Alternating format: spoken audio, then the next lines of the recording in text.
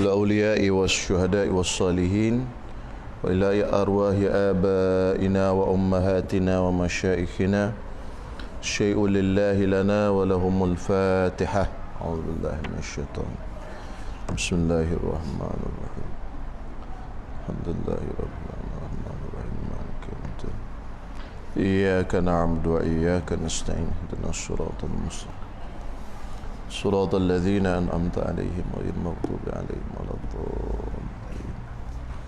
بسم الله الرحمن الرحيم. الحمد لله رب العالمين والصلاة والسلام على أشرف الأنبياء والمرسلين سيدنا محمد وعلى آله وصحبه أجمعين. رب اشرح لي صدري ويسر لي أمري واحلل عقدة من لساني يفقهوا قولي. سبحانك لا علم لنا إلا ما علمتنا إنك أنت العليم الحكيم ولا حول ولا قوة إلا بالله العلي العظيم. أما بعد. Muka surat 166 tengah-tengah tu bermula kaifiyat tawaf ini, tawaf rukun ataupun tawaf ifadah, boleh juga panggil tawaf haji, tawaf fardu, tawaf ifadah, tawaf ziarah. Kan dia cerita dah sebelum tu ada tawaf ini akan tawaf ifadah dan tawaf ziarah dan tawaf fardu dan tawaf rukun. Benda sama saja, nama saja berbeza-beza. Dan bermula kaifiyat tawaf ini, kaifiyat ni cara tawaf ini, iaitu seperti kaifiyat tawaf qudum yang terdahulu itu. Seperti cara tawaf qudum yang telah kita bincangkan di awal perbincangan bab haji ini.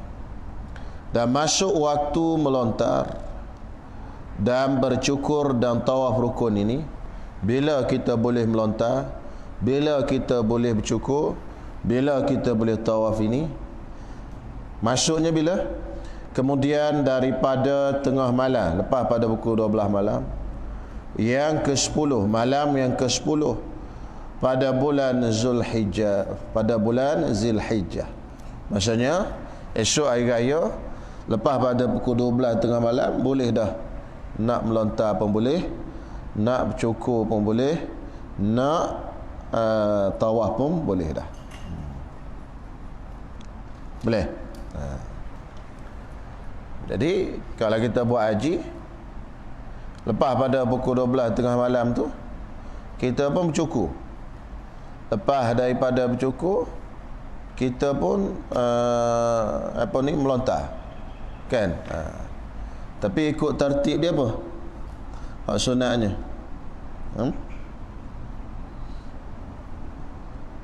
Mana ayat dia tulis tu?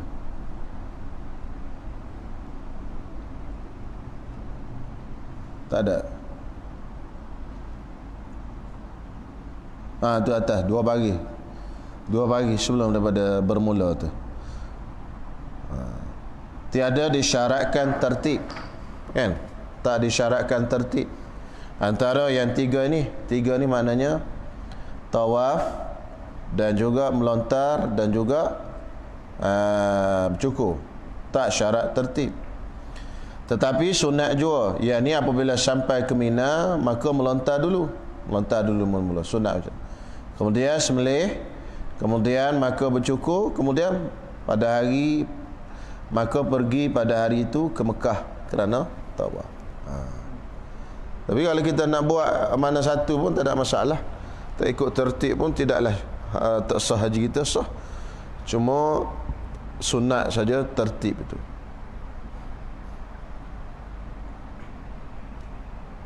Boleh. Dan sambung. Dan masuk waktu menyembelih itu, okey, waktu 3 tadi, melontar, cukur dan tawaf, masuknya lepas daripada tengah malam, malam 10. Lepas maknanya malam esok raya, malam ni. Lepas pada pukul 12 tengah malam, masuklah waktu. Bolehlah kita buat salah satu 3 perkara ni. Buat 2 daripada 3 ni tahlul awal. Buat yang ketiga tahlul sani. Tahlul awal ingat semua, tahlul awal. Bila dah tahlul awal, boleh halal bagi kita semua perkara pantang larang, melainkan yang berkaitan dengan bersetubuh dan juga bernikah kahwin. Bersetubuh, muqaddimah bersetubuh dan nikah kahwin tak halal lagi. Kalau lain semua halal belaka dah. Okey. Bila kita tahlul sani, buat yang ketiga, kita buat 2 daripada 3 tahlul awal. Halal semua perkara melainkan perkara yang berkaitan dengan pertama iaitu berkahwinan, yang kedua bersetubuh dan muqaddimahnya. Bila kita tahlul yang kedua, lepas kita buat yang nombor 3. Perkara nombor 3, tawaf ke apa ke nombor 3. Contoh kita buat 2 dulu, iaitu melontar bercukur, tahlul awal. Halal lah tu. Boleh buka ihram dah. Pakai baju biasa dah. Lepas tu kita pun tawaf. Bila kita tawaf cukup dah 3. Maka dapatlah tahlul sani. Selesailah tahlul, selesai semualah. Tinggal lagi wajib haji. Itu melontar hari ke-11, 12, 13. Tapi pantang larangnya dah habis dah semua. Pasal dah buat tahlul. Boleh? Tahlul awal, tahlul sani. Tahlul tu halal. Faham tak? Boleh?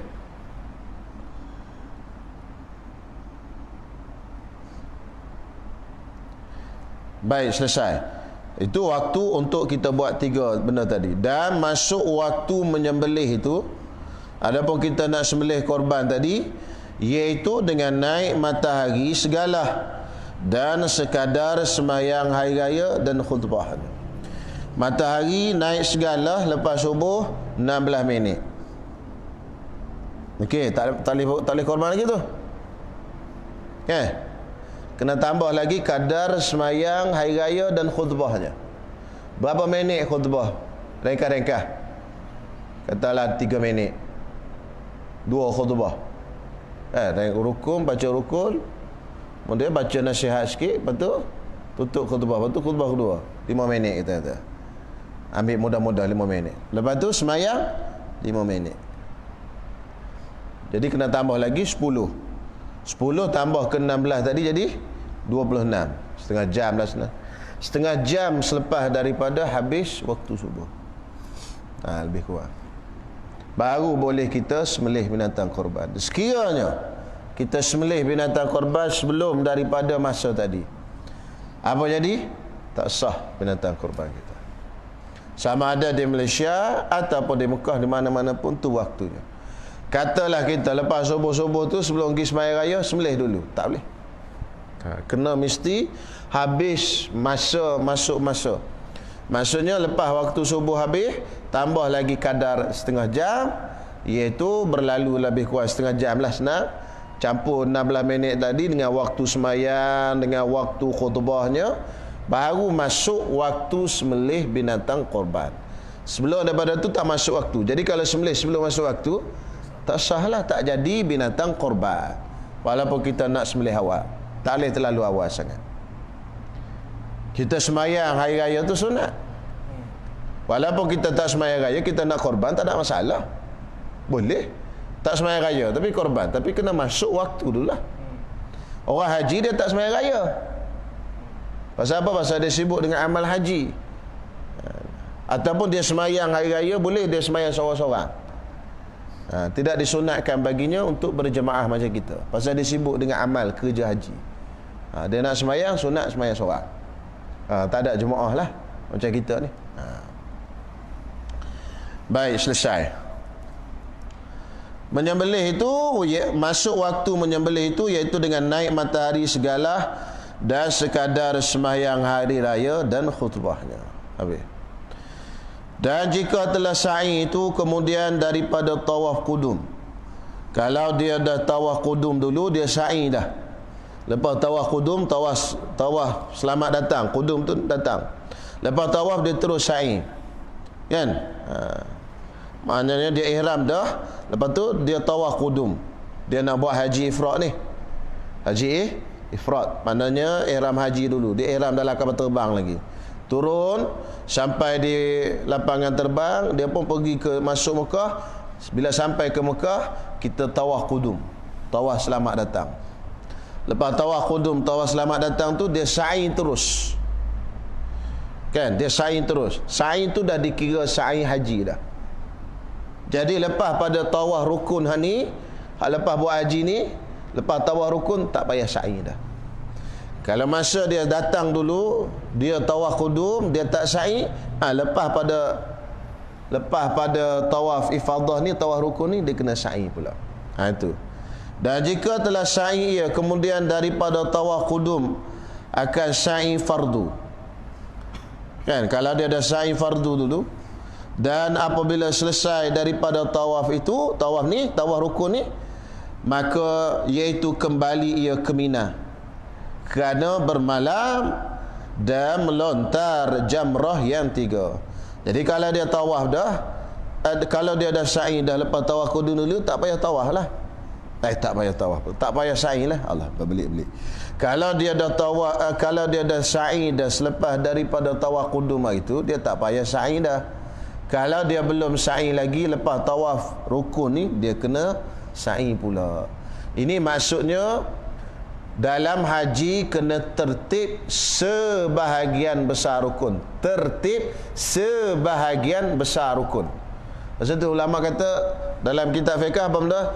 Haji salah satu daripada rukunnya, rukun ke-6, iaitu tertib sebahagian besar rukun. Tertib mana ikut susunan.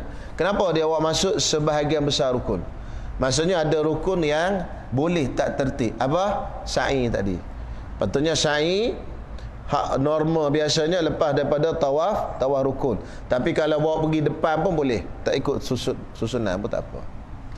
Tapi rukun sembahyang dia tulis tertib. Rukun yang ke-13 tertib sebahagian besar rukun. Ada tak? Tak. Pasal semua kena tertib lah, ikut susunan. Mula-mula diri dengan lurus, niat, takbir.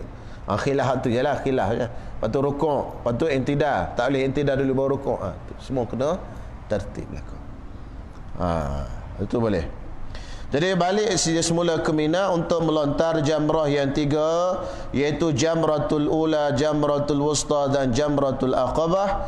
Dan dimulainya melontar dengan melontar jamratul ula. Maka dilontarnya akan jamrah itu 7 buah batu. Kemudian maka ia berjalan ke kiri sedikit, maka berhenti ia padahal menghadap kiblat dan mengucap alhamdulillah dan tahlil la ilaha illallah dan takbir Allahu akbar, dan meminta doa sekadar membaca surah Al-Baqarah. Panjang. Doanya panjanglah doanya. Kemudian maka ia berjalan kepada jamratul wusta. Kan? Dan melontar ia seperti melontar jamratul ula. Kemudian maka berjalan kepada jamratul aqabah dan melontar ia akan jamratul aqabah itu dengan 7 batu. Dan tiada sunnah ia berhenti pada jamratul aqabah ini macam jamratul ula mula-mula tu tak. Dan jangan ia berpaling kepada suatu pekerjaan, tetapi kembali ke rumah. Lepas melontar tu kembali ke rumah, mana ke kemah lah. Balik ke rumah Malaysia pula. Balik kemah lah. Boleh. Dan bermalam pula ia di Mina pada malam yang ke-12. Lepas pada tu malam habis selesai, malam hari ke-11. Hari ke-11 selesai dah. Dia bermalam malam tadi, malam ke-11. Sekarang balik, duduklah di Mina tu, bermalam pula di Mina malam yang ke-12 daripada bulan Zulhijjah, dan dinamakan malam ini malam nafar awal. Malam apa? Nafar awal. Apa maksud nafar awal? Nafar pergi. Awal pertama. Pasal kita boleh melontar untuk 2 hari saja. Besok hari ke-12 kita melontar terus balik ke Mekah. Kan? Terus balik ke Mekah untuk tawaf. Kalau belum tawaf lagi, ni dah tawaf habis. Kalau belum tawaf lagi, dia baru buat 2 baru. Contoh dia baru buat 2 bercukur dengan melontar jamratul aqabah hari ke-10 tu. Baru tahallul awal. Jadi tawaf belum lagi. Lepas daripada dia apa benda dia buat 2 hari tu melontar 3 jamrah tadi, dia balik 11 12 dia balik ke Mekah untuk sambung tawaf dan habis selesai. Jadi tak apa. Faman ta'ajjala fi yawmaini fala ithma alaihi. Siapa yang buat 2 hari maka tak berdosa. Walaupun asalnya melontar ni 3 hari. Hari tasyrik itu 11, 12, 13. Kalau orang tu buat 3 hari dia panggil nafar sani. Kalau orang tu buat 2 hari je 11 dengan 12 dipanggil nafar apa? Nafar awal. Ingat kalau orang panggil nafar awal Ustaz, nafar awal tu maknanya 11 dan 12 je dia melontar. Hari ke-13 dia tak melontar, dia balik ke Mekah. Tak apa. Syaratnya kena balik sebelum daripada maghrib. Kalau dah maghrib masuk malam ke-13 masih duduk di Mina lagi, itu kena sambung hari ke-13. Dia kena keluar daripada Mina sebelum daripada masuk maghrib hari yang malam yang ke-13. Itu disebut dalam unwanul falah. Dan bermalam pula ia di Mina pada malam yang ke-12 daripada bulan Zulhijjah dan dinamakan malam ini malam nafar awal. Maka apabila telah sembahyang zuhur, maka pergi ia melontar akan jamrah yang 3 itu pada tiap-tiap satu 7 buah batu seperti hari yang dahulu itu. Ada pemelontar pada 3 hari ini masuk waktunya selepas zuhur. Sebelum zuhur tak masuk waktu. Tapi tabung haji pakai pendapat yang lain pasal tak nak bagi sesak, melontar pagi-pagi lagi. Ada qaul yang lain. Tapi qaul mu'tamad tak boleh melontar pada jamrah 3 ni melainkan selepas daripada masuk waktu zuhur. Nampak? Lepas masuk waktu zuhur baru boleh melontar. Kalau tak masuk zuhur tak boleh melontar. Ini yang pun dapat mu'tamad. Tapi arahan kita ikut tabung haji lah, senang. Pasal sekarang ni kan sesak. Jadi arahan tabung haji ambil qaul yang lain yang membenarkan kita melontar pagi-pagi lagi lepas subuh boleh dah. Masuk hari itu boleh. Tapi mu'tamad mazhab Syafi'i tak boleh melontar melainkan selepas waktu zuhur. Ni ingat tu. Kalau ada orang kata tak boleh melontar lepas tu zuhur, dia tu pendapat mu'tamad. Tapi kerana darurat dan sebagainya mungkin ada yang tukar mazhab dan sebagainya lah. Tukar ambil pendapat lain, bukan tukar mazhab. Kemudian daripada melontar itu, maka jika ia berkehendak pulang ke Mekah, nescaya harus lepas daripada melontar hari ke-12 tu, kalau dia nak pulang ke Mekah nescaya harus boleh. Maka apabila keluar dahulu daripada masuk matahari, mana sebelum maghrib dia keluar pada hari 12, maka tiada sesuatu atasnya daripada dam. Dan jika ia berhenti, dia duduk di situ. Berhenti mana dia duduk di situ, di mana di Mina tadi hingga masuk matahari, malam yang ke-13. Masuk matahari maghrib lah, masuk matahari waktu masuk maghrib malam ke-13, mana besok hari ke-13. Padahal di dalam Mina, padahal ia masih duduk di Mina, maka wajib ia bermalam semalam lagi. Maka dia kena habislah 3 malam bermalam di sana dan melontar pada hari ke-13. Dan melontar jamrah yang ketiga pada tiap-tiap satu jamrah 7 buah batu seperti hari yang dahulu itu. Ini dia panggil nafar apa? Nafar sani. Tadi nafar awal. Kalau 12 balik dah nafar awal. Kalau dia tak balik juga sampai masuk maghrib, dia tak boleh balik dah. Dia kena masuk, dia kena balik ke Mekah sebelum daripada masuk maghrib hari yang ke-12. Masuk maghrib dah masuk hari ke-13. Jadi dah masuk hari ke-13, dia wajib bermalam dah. Tak boleh. Pasal dia duduk di Mina lagi. Macam kita musafir lah. Kan? Contoh hari Jumaat. Lalu orang tanya, kita musafir hari Jumaat, kita keluar selepas Jumaat, kita keluar sebelum Jumaat, besok dari segi hukum wajib meninggalkan Jumaat, wajib sembahyang Jumaat dan boleh meninggalkan Jumaat. Kalau kita keluar sebelum Jumaat, sebelum subuh pagi Jumaat, kita keluar sebelum subuh pagi Jumaat, kita tak wajib sembahyang Jumaat tengah jalan. Nak sembahyang boleh, tak wajib. Pasal apa tak wajib? Pasal masa kita musafir belum masuk lagi hari Jumaat. Solat Jumaat wajib dengan masuk hari Jumaat. Solat hari Jumaat min yaumil jumu'ati, Allah Ta'ala sebut. Yaumi itu hari. Hari masuk bila? Subuh. Jadi kita pun musafir. Bila masuk je hari Jumaat, kita dipanggil apa? Musafir. Musafir wajib sembahyang Jumaat tak? Tak. Tu boleh tinggal. Kalau kita keluar lepas subuh dah. Ni subuh, lepas subuh. Sekarang ni masuk hari Jumaat subuh. Masuk subuh, masuk hari Jumaat. Kita ni dipanggil apa? Mukim. Orang mukim wajib Jumaat tak? Wajib. Lalu kita wajib. Bila lepas tu kita musafir pun tak bawa wajib tu. Pasal dah wajib dah tak kita sembahyang. Kena dah wajib sembahyang Jumaat tu boleh. Dia bawa sembahyang tu. Musafir pun kena sembahyang Jumaat tengah jalan. Barang siapa tinggalkan sembahyang Jumaat, hukumnya haram dan berdosa. Melainkan darurat sangat yang tak boleh dielakkan. Contohnya, kita naik kapal terbang ke apa kan, jadual tak boleh naik ijaz, tu darurat sangat. Adapun kita nak balik kampung, steering kat tangan kita, kita tak sembahyang Jumaat, tolak lepas sembahyang Jumaat, hukumnya haram tinggal sembahyang Jumaat. Tu sama macam ni. Pasal dah masuk dah malam, kita duduk di Mina lagi. Jadi kena melontar lah. Masuk dah waktu wajib mabit. Mabit tu bila? Mabit bermalam. Bermalam di Mina.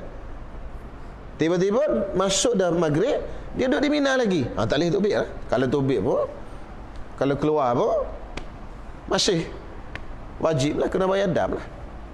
Masa meninggalkan wajib haji. Tu kiasnya. Puasa sama juga. Bila puasa wajib? Tiap-tiap hari puasa wajib. Bila wajib? Bulan Ramadan kan? Bila? Setiap hari tu, hari pertama kedua, dia start puasa bila? Start dengan subuh kan? Subuh start puasa. Maka kita kalau orang mukim wajib puasa, orang musafir tak wajib puasa. Betul? Sekarang ni wajib puasa masuk subuh. Subuh start wajib puasa. Kita ni subuh ni, kita duduk di rumah lagi pun. Belum subuh duduk di rumah lagi, tak musafir lagi. Masuk saya subuh, kita duduk di rumah lagi. Kita panggil apa? Orang apa? Orang mukim. Mukim wajib puasa tak? Wajib. Maka wajib puasa. Lepas subuh pukul 7 kita pun, lepas subuh dah pukul 7 kita pun musafir. Kita duduk bawah wajib lagi tu. Tak boleh buka puasa. Faham tak? Kita musafir sebelum subuh. Ni bertolak. Sebelum subuh kita bertolak dah. Masuk waktu subuh, masuk waktu subuh wajib puasa. Jatuhlah wajib kewajipan puasa atas diri kita. Tiba-tiba kita ni orang apa? Musafir. Lekat tak wajib tu atas diri kita? Tak lekat. Maka bila tak lekat, wajib tak puasa kita? Tak wajib. Nak buka puasa boleh. Itu cara. Ni tolak pukul 10 pagi, buka puasa tengah jalan. Boleh. Nak buka puasa tengah jalan, tolak sebelum subuh lah. Sama macam kes ni juga. Jadi isunya, dia maghrib masuk tu, waktu wajib, dia masuknya. Waktu wajib bermabit tu, dia masih duduk di Mina. Dia daripada masuk, dia duduk di Mina lagi, dia kena teruskan lah. Dia nak keluar sebelum daripada masuk maghrib. Kias sama kes tu. Bila dia dah keluar daripada Mina sebelum daripada maghrib, tiba-tiba masuk waktu maghrib, dia dah tak ada di Mina, dia pergi Mekah dah. Tak apa, tak wajib. Dah masuk maghrib, mundur di Mina lagi. Wajib lekat kat tadi kita. Kena teruskan lah. Kalau kita tak buat, kena bayar dam. Pasal apa kena bayar dam? Pasal ni wajib haji. Boleh je lah. Tu dia. Faham hukum boleh kias-kias pusing-pusing. Tak faham, sakut situ. Dan barang siapa meninggalkan bermalam atau meninggalkan melontar jamrah, dia tak melontar, sama ada dia tak melontar langsung ataupun tadilah dah masuk maghrib, dia balik, wajib dah dia balik, maka wajib atasnya dam, kena bayar dam lah, iaitu sembelih satu kambing yang memadai akan korban.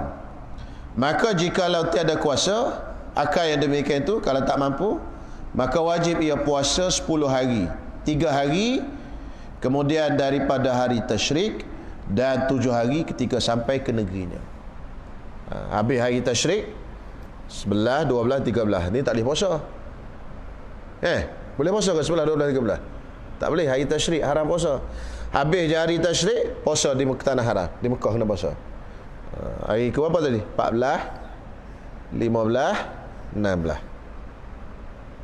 Habis 7 hari kena puasa di Malaysia. Kita orang Malaysia lah. Kalau orang Jepun, puasa di Jepun lah. Malaysia tu ni sebuah kita, kan? Boleh? Sebut dalam Quran tu. Dan 7 hari ketika sampai ke negerinya. Balik sini kena bayar, kena puasa 7 hari. Itu bayar damnya. Kalau dia tak mampu, sembelih seekor kambing. Kalau dia mampu, sembelih seekor. Tinggal mabit di Mina. Mabit itu bahasa Arab, Melayunya bermalam. Dan saya kira jangan ditinggalkan hadir sembahyang jemaah di dalam Masjidil Khif di Mina, kerana pahalanya itu amat besar.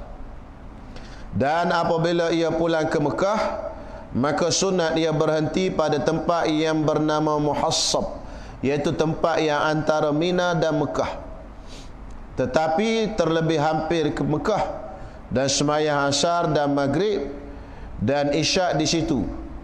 Ini dululah ni. Kalau sekarang ni payah dah. Maka kita ambil pakej yang mahal. Kita pergi si, kan, naik GMC kita 2-3 orang ya. Itu boleh Kalau pergi dengan bas ni, memang terus balik Mekah dah, dia tak berhenti dah.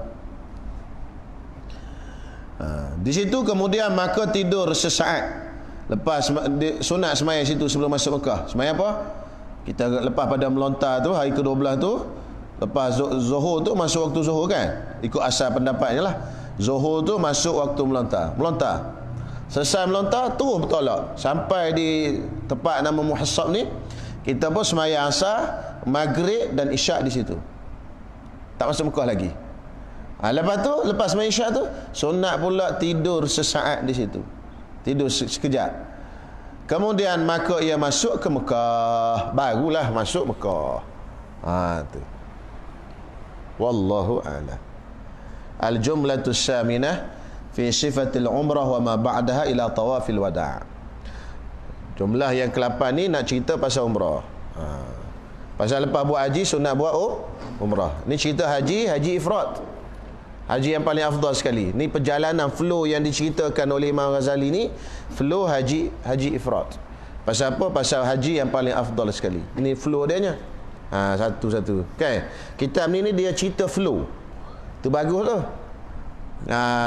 Jadi kita boleh ikut satu macam cerita pengkesahan daripada awal sampai akhir. Mana macam kita duduk di situ. Macam seolah-olah kita duduk di situ.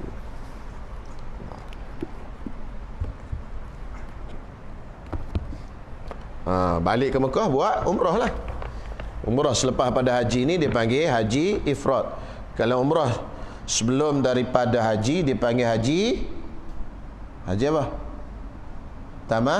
Tamattu'. Kalau dalam sekaligus umrah dengan haji gabung sekaligus dipanggil haji qiran. Haji ada 3. Pertama ifrat, kedua tamattu', 3 qiran.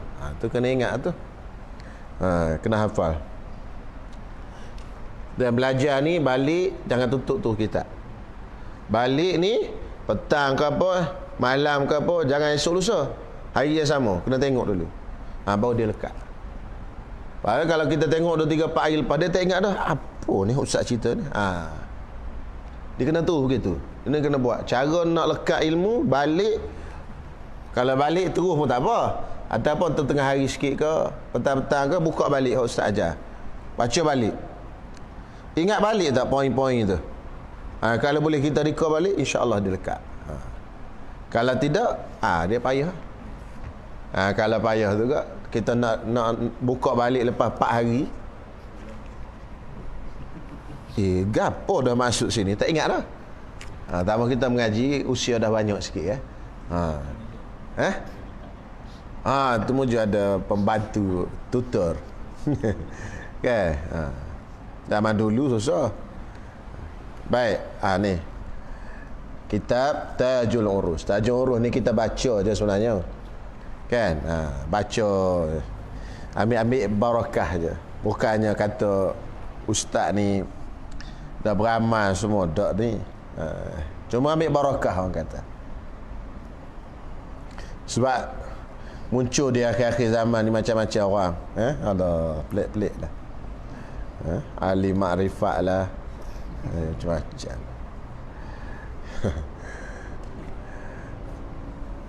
Syariat ni kapal. Siapa yang tak ada kapal, hakikat tarikat semua isi kapal. Siapa yang tak ada kapal, dia nak isi ke mana? Tenggelam lah. Sebab tu nak kena ada kapal. Syariat tu kapal. Kapal yang bawa kita untuk berjalan. Barang-barang tu kena duduk dalam kapal. Jadi kalau siapa tak betul syariat, barang yang nak bawa tu nak bawa ke mana?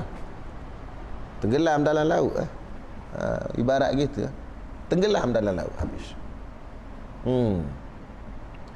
Sebab tu mengaji ni, tak ada ulama yang kata mengaji ni terus mengaji tasawuf. Tak ada. Mesti kena mengaji syariat. Kan? Kalau tidak dia nak bawa lah ke mana? Barang tasawuf tu dia nak bawa di atas kapal syariat. Ya, kalau tidak tak ada kapal kok, tu jadi huyung hayam. Tak betul jalan. Tengok di sini muka surat 40. Maka seorang yang sembahyang, situ kan? Maka bagi nombor apa tu? Sebelah daripada bawah. Bagi sebelah daripada bawah. Maka seorang yang sembahyang itu munajat ia kepada Allah Subhanahu Wa Taala. Orang yang sembahyang ni dia bermunajat. Munajat ni asal perkataan an-najwa. Najwa maksudnya berbisik-bisik. Munajat yakni berbisik-bisik. Kita berbisik-bisik dengan Allah Subhanahu Wa Taala. Jadi bila kita sembahyang ni kita berbisik dengan Allah Subhanahu Wa Taala. Kita minta dengan Allah Subhanahu Wa Taala. Kita mohon dengan Allah Subhanahu Wa Taala. Tu. Kita mengadu kelemahan kita, kekurangan kita, kedhaifan kita, kehinaan kita. Itu dipanggil munajat. Jadi orang yang sembahyang tu orang yang bermunajat dengan Allah Subhanahu Wa Taala. Lalu Ibnu Athaillah di sini dia tunjuk kepada kita beberapa contoh. Dan berkata ia dengan Rasulullah sallallahu alaihi wasallam, dan sembahyang ni bercakap, berkata ni bercakap ia dengan Rasulullah sallallahu alaihi wasallam. Sebab tu siapa yang nak bermunajat, nak mengadu ke Allah Taala dan nak bercakap dengan Nabi sallallahu alaihi wasallam, maka dia kena rajin sembahyang. Ya. Tanda cinta kita kat Rasulullah, kita kena rajin sembahyang. Jangan malas sembahyang. Sebab bila kita bersemayang ni kita bercakap dan bermunajat dengan Allah. Munajat tu bisiklah mengadu ke Allah Taala.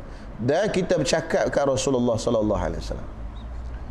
Kerana ia berkata, mana kata dalilnya kita semayang ni cakap dengan Rasulullah? Kerana ia orang semayang tu berkata. Dia kata apa?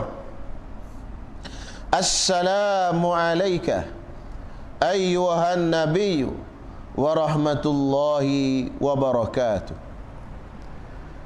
Maksud apa assalamualaikum? Salam sejahtera ke atas engkau, ayyuhan nabi, wahai nabi, wa rahmatullahi wa barakatuh, wahai nabiku, dan rahmat Allah dan barakahnya ya Allah ke atasmu. Dan tiada berkata orang Arab tak bercakap ayyuhar rajul, tu kan ayyuhan nabi kan. Orang Arab dia tak kata ayyuhar rajul, yakni wahai lelaki. Ayyuha wahai, ar-rajul lelaki. Ar-rajul bahasa Arab lelaki. Orang Arab dia tak panggil ayyuhar rajul, mesti panggil ayyuhar ragul. Ragu dia panggil. Pasal jim tu dia tukar huruf ga. Mesti. Ya ragul kata dia. Dan kita lagi pula. Ingat ada ragu kita apa? Kalau orang Yaman, qaf ditukar jadi ga. Dia beza. Rabbana atina fid dunya hasanah wa fil akhirati hasanah wa qina, dia baca wa qina. Qaf tu tukar jadi ga. Dia pelak dia. Pelak Yaman, qaf jadi ga. Wa qina adzabannar. Kalau pelak Mesir, jim jadi ga. Ya ragul, dia kata. Ragul ya kan. Ataupun dia kata iza gaa nasrullah. Dia baca. Kalau hak kau kampung-kampung tu, idza gaa nasrullah. Ga tu kita apa ga pula. Tu dia pelak dia. Ulama ada bincang tu. Dan masa di UAE dulu ada satu baca satu kitab yang ditulis oleh ulama perbincangan tukar huruf jim ke ga ni sah ke tak semayang. Baca Quran dengan pelak tu sah ke tak? Baca tukar huruf qaf ke ga tu sah ke tak? Jadi kata dia, orang Arab tak sebut ayyuhar rajul, wahai lelaki, melainkan seorang yang ada hadir. Ada hadir mana ada depan. Ada hadir yang ada depan padanya. Jadi maknanya sebab itu bila kita kata assalamualaikum ayyuh, seolah-olah Nabi di depan kita. Sebab itu dalam kitab Busyrul Karim. Siapa tahu kitab Busyrul Karim? Syarah apa? Muqaddimah Hadramiyah. Muqaddimah Hadramiyah, kitab fiqh. Disebut dalam Busyrul Karim, dalam bab rukun tahiyat, maka disebut dalam tu bila kamu sebut assalamu alayka ayyuhan nabiy wa rahmatullahi wa barakatuh, hadirkan depanmu itu rupa Nabi SAW supaya sempurna. Sebut ayyuhan nabi. Sebab nak sebut ayyuhan nabi itu orang Arab dia tak panggil ayyuhan nabi, melainkan orang tu depan. Jadi hadirkan. Jadi kalau tak mengaji syama'il, payah kau nak bagi hadir tu, rupa dan sebagainya. Kalau mimpi lagi senang, nak hadir hati, nak hadir rupa Nabi SAW. Jadi rasa Busyrul Karim tu diambil daripada kitab Imam Ghazali, Ihya Ulumuddin. Rasanya lah. Pasal kita baca dah dalam sini pun bab semayang pun dalam Sayyidus Salikin pun ada. Bila sebut ayyuhan Nabi, hadirkan tu zat Nabi SAW, bayangan Nabi itu di depan kita, baru sempurna kita sebut ayyuha. Sempurna. Bukan kata kalau tak hadir tak sempurna, tak sah semayang, tak, kurang sempurna. Pasal Arab dia tak bercakap ayyuha, guna kalimah ayyuha, melainkan orang tu depan, hadir depan. Okey, boleh. Melainkan ada hadir padanya. Jadi tengok balik, siapa ada kitab Busyrul Karim boleh buka dalam bab ni, bab tahiyat, rukun semayang tahiyat ni, dia tulis di situ, hadirkan hati kita, dalam hati kita zat ataupun rupa Nabi SAW di depan kita. Dan adalah seorang yang semayang seperti hadir Rasulullah SAW, tatkala berkata ya ayyuhan nabiy wa rahmatullahi wa barakatuh. Jadi orang yang semayang seperti hadir Rasulullah depan dia, ketika dia sebut ayyuhan nabiy wa rahmatullahi wa barakatuh. Sebab itulah semayang ni dipanggil munajat pada Allah dan bercakap dengan Rasulullah sallallahu alaihi wasallam. Tu orang faham tu dia suka semayang tu. Kan? Pasal dia duk bercakap dengan Rasulullah. Kan tak? Sayang, cinta kat Rasulullah. Bercakap dengan Allah. Sayang kat Allah, sayang kat Rasulullah. Rajin dia semayang. Kita kalau boleh bercakap dengan, kan, dengan makwa kau kan, masa belum nikah dulu kan. Kau ada makwa lagi sekarang? Masa belum nikah dulu Allah, kalau boleh bercakap tu kau rasa ya Allah, hai, macam tebu dekat mulut, manis ya Allah. Kan? Sedap kan? Seronok ya Allah, hai. Ni bukan bercakap dengan makwa, ni cakap dengan Nabi SAW, cakap dengan Allah. Tu. Lepas tu kena rajin semayang tu. Betul, Imam Ahmad boleh semayang 300 rakaat tu. Pasal dia faham benda ni, dia nampak nilai benda ni. Kan? Dan kita kena sayang kat Nabi kita ni, kan? Cinta kat Nabi SAW. Habis syahdan.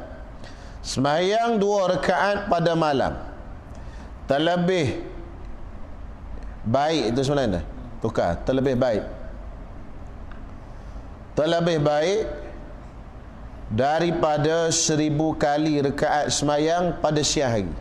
Semayang malam, semayang tu dua-dua baik belaka. Pasal semayang ni benda baik, malam ke siang ke baik belaka. Cuma nisbah semayang malam dengan semayang siang, yang mana lebih baik, lebih afdal. Jadi lebih afdalnya semayang pada waktu malam. Dan engkau tiada sembahyang padanya pada malam 2 rakaat, melainkan kerana mendapat engkau yang demikian itu pada timbang engkau. Kamu sembahyang 2 rakaat tengah malam, kamu akan nampak nanti di akhirat besok-besok sembahyang tu duduk dalam timbangan kita, besarnya pahala dalam timbang. Yang ini dalam mizan, dalam timbangan kita besar. Timbang tu mizan Allah, besar timbangan tu, pahalanya besar. Sebab itu semayang ni malam lebih afdal. Nisbah kalau kita nak banding, dua-dua pun afdal belaka, cuma malam lagi afdal. Okey, wallahu a'lam. Bangunlah semayang malam sikit-sikit, tak banyak pun 2 rakaat jadilah. Adakah tiada engkau lihat seorang yang membeli hamba? Itu hak lain lah. Ni Allah, dia nak ungkit diri kita, kan? Kita kalau beli hamba nak buat apa? Nak suruh hamba tu buat kerja kat kita, kan? Dan kita ni hamba siapa? Tapi tak buat khidmat ke Allah Ta'ala. Gitu. Dah jadi hamba dunia lah. Tak ada masalah, dunia banyak mana pun tak apa. Imam Ghazali sebut dalam kitabnya Mizanul Amal, ada sahabat-sahabat Nabi kaya, Nabi Sulaiman kaya, tapi kekayaan mereka tidak menjadikan mereka tu hamba kepada dunia. Itu kita nak. Kaya tak ada masalah, kaya lah macam mana pun. Nabi Sulaiman pun kaya, Nabi Daud kaya, Abdul Rahman bin Auf pun kaya, sahabat-sahabat Nabi Abdullah bin Zubair bin Awam pun kaya, Sayyidina Osman pun kaya, beli telaga rumah. Rumah ni nama orang Yahudi, dia beli, Sayyidina Osman beli. Mula-mula jual separuh dengan 30,000 dirham. 30,000 dirham tak ada. Lepas tu jual lagi separuh, 30,000 lagi. Kaya. Kaya tak ada masalah. Yang penting kita jangan jadi hamba kekayaan. Apa makna hamba kekayaan? Dia perkotak-katikkan kita. Ni kat mana? Okey. Surat 151. Bismillahirrahmanirrahim.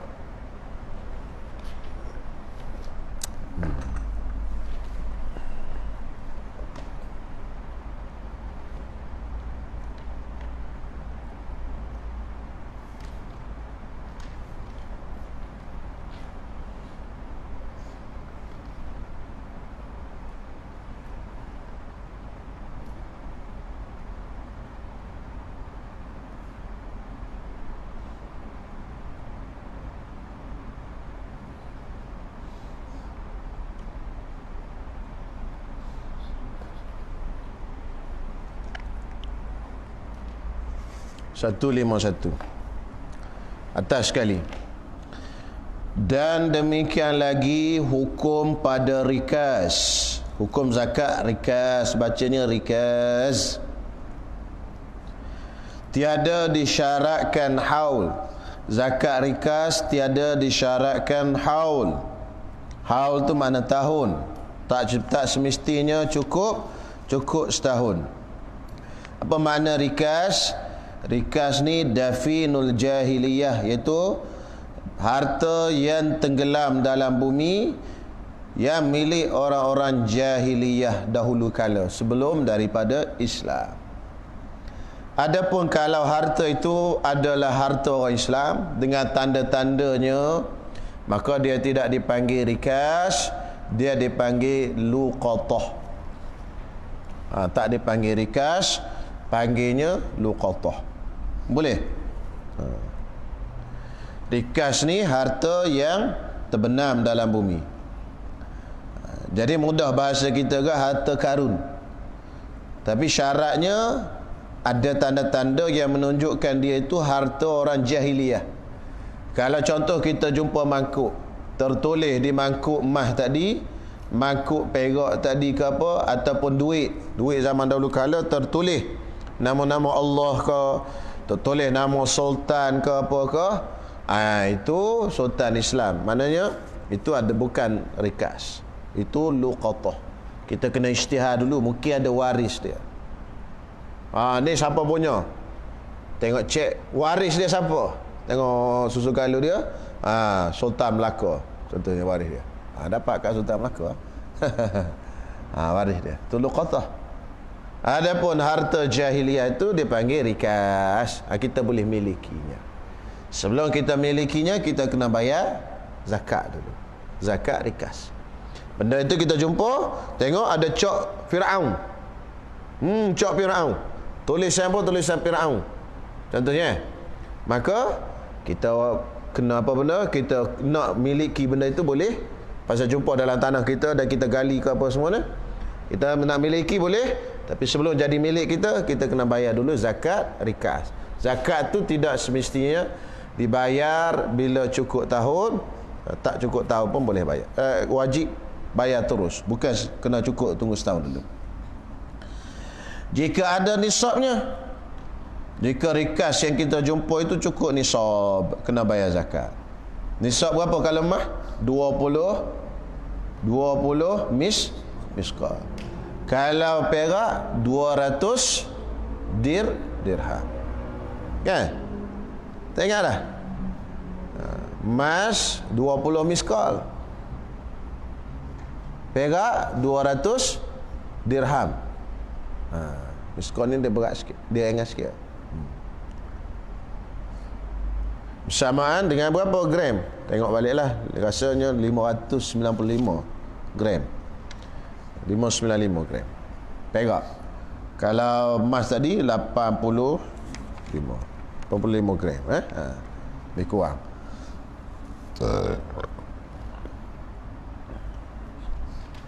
Maka hukum rikas, hukum zakat rikas ni seperti hukum galian, seperti hukum zakat galian yang kita bincangkan sebelum ni lah.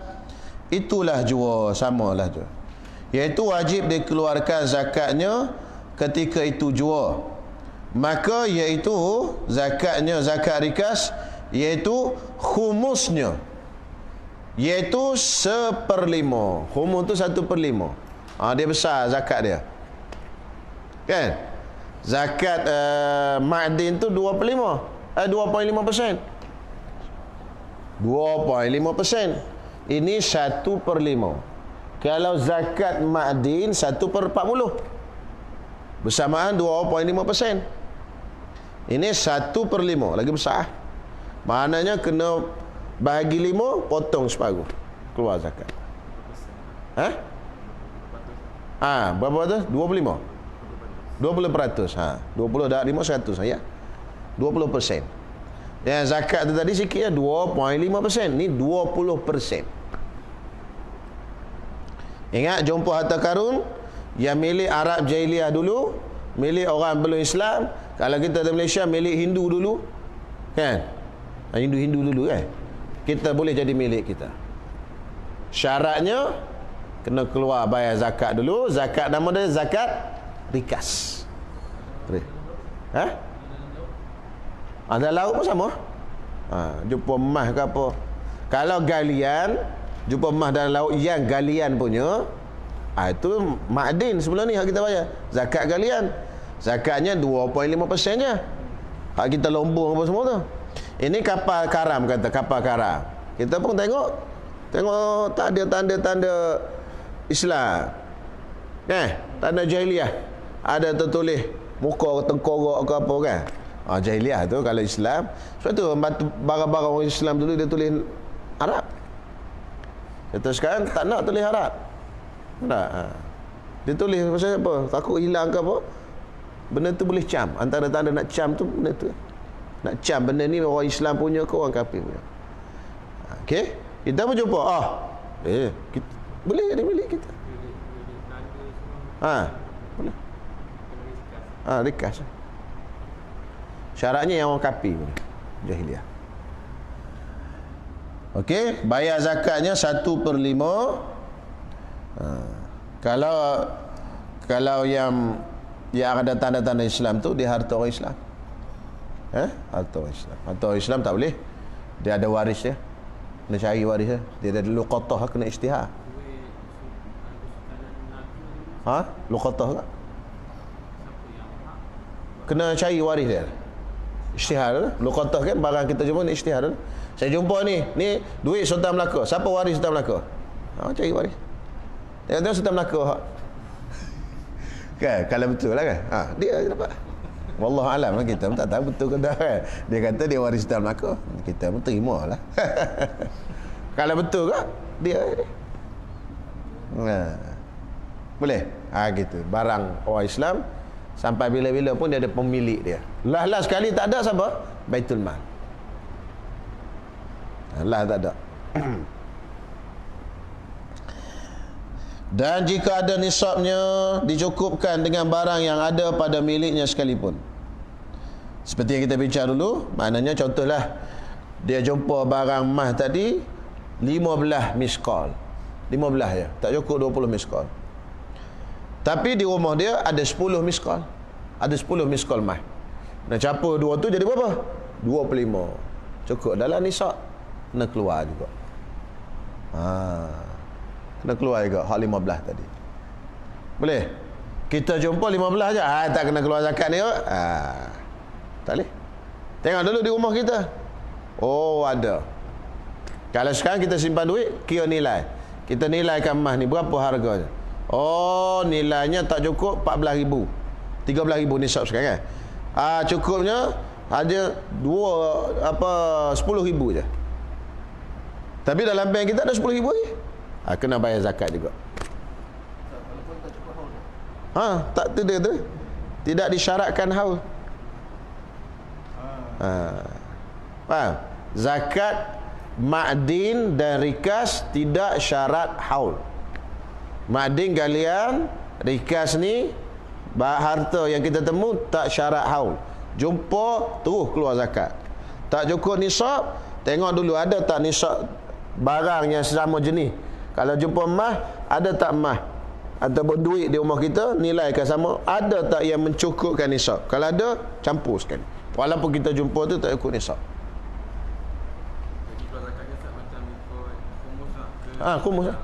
Khumus juga.